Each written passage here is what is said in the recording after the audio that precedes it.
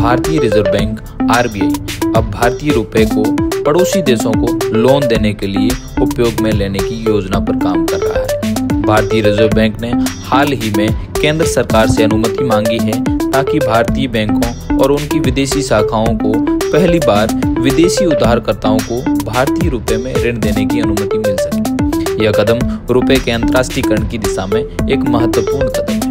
RBI ने यह प्रस्ताव पिछले महीने भारत सरकार के वित्त मंत्रालय को भेजा है। इस प्रस्ताव में सुझाव दिया गया है कि रुपए के ऋण देने की शुरुआत पड़ोसी देशों से की जा सकती है।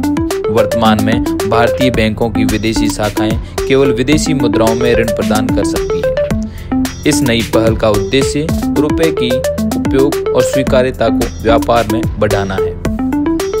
इसका उद्देश्य रुपए का अंतर्राष्ट्रीयकरण करना है, डॉलर पर निर्भरता कम करनी है और व्यापारिक स्थिरता लानी है।